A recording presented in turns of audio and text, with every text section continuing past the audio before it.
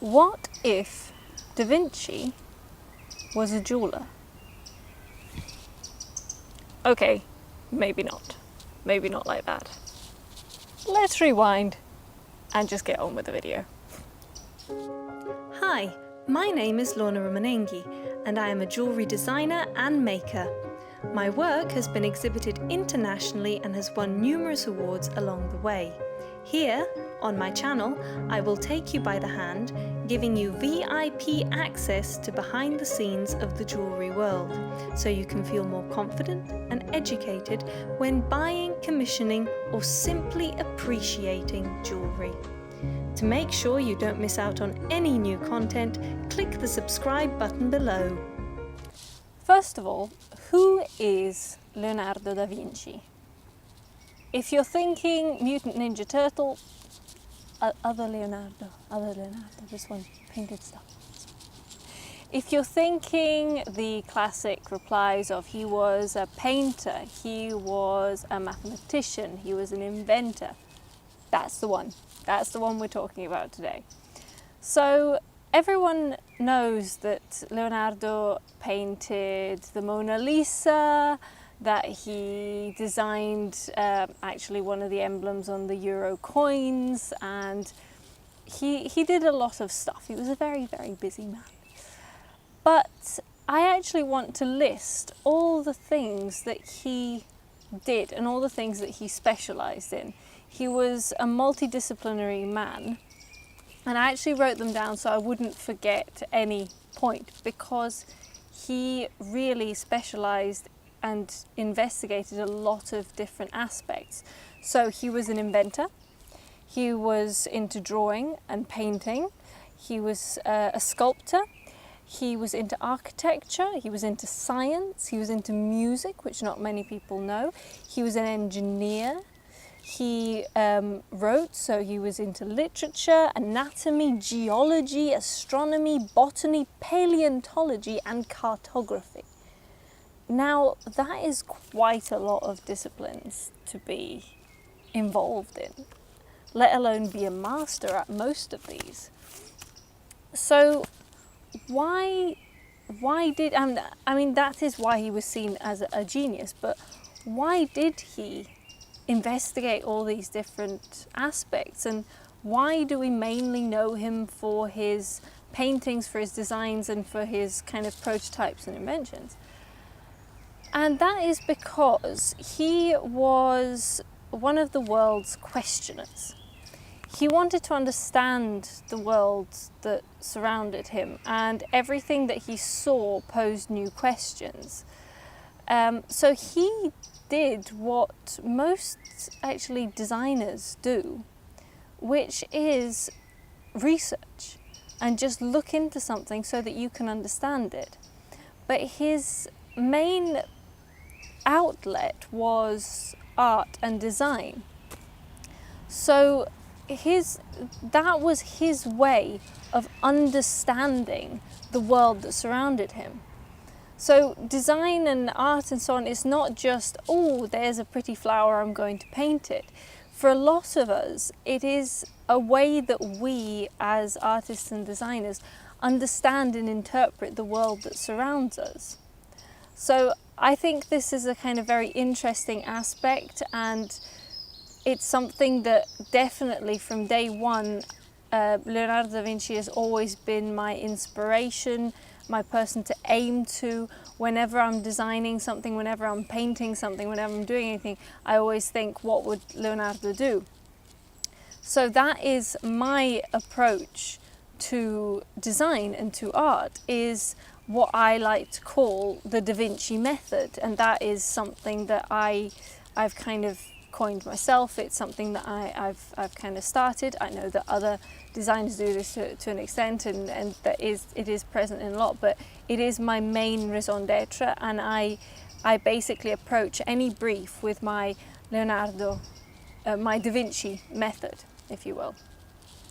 So when I pose the question of what if Leonardo da Vinci was a jeweler, it's because that is, and I'm not saying I'll ever get to that point, but that is where I see myself and where I want to aim to go. So whenever I am approached with a brief, I do ask myself that question of what would Leonardo do?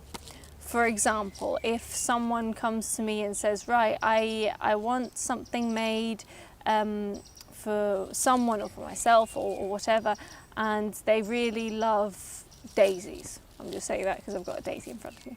They really love daisies.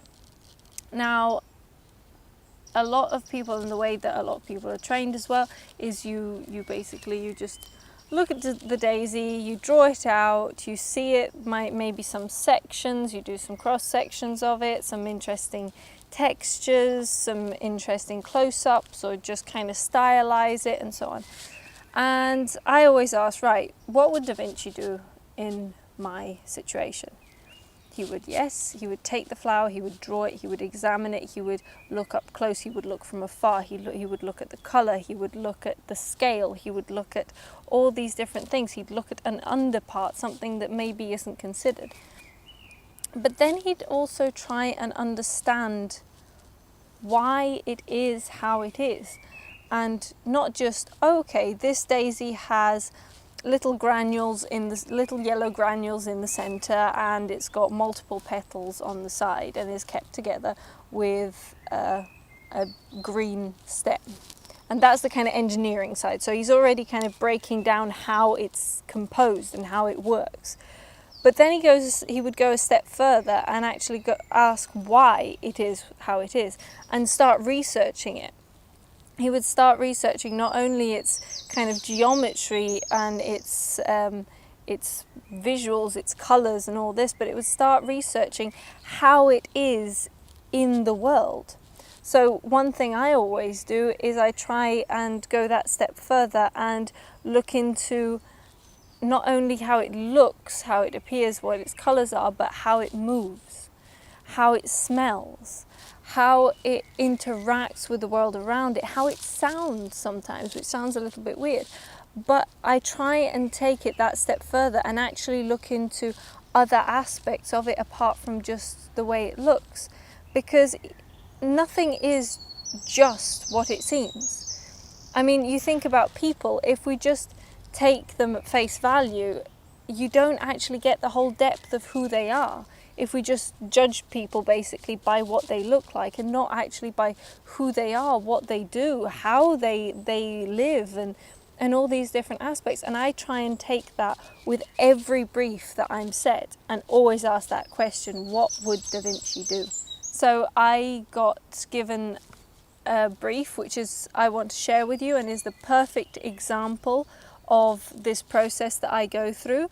I won't do it in this video, but I will be giving you the link underneath in the description to go and have a look at this video where I will break down this brief for you, and you will see step by step each part of my process and really see the DaVinci method in action. So I hope this video has been interesting and informative and has made you think a little bit about how design could work, and this is the way that I love to do it, and it is what makes me love my job every single day, is just being involved with this scientific research behind the brief and kind of just going into that kind of research spiral, I call it. And this is what makes me absolutely love my job. So, as I said, I hope this has been interesting and informative. If you have any questions about this, please leave me a comment below, and subscribe to my channel if you would like to see more videos like this, and hit the little bell button on the side if you want to be alerted to new videos coming out. And I can continue creating interesting and informative videos for you, and yeah, hopefully just keep you entertained, and hopefully DaVinci at the start won't be giving you nightmares for a while, but yeah, thank you so much for listening, and see you in my next episode. And don't forget to have a look in the description below to see the follow-on video from this video about deconstructing a brief Da Vinci style.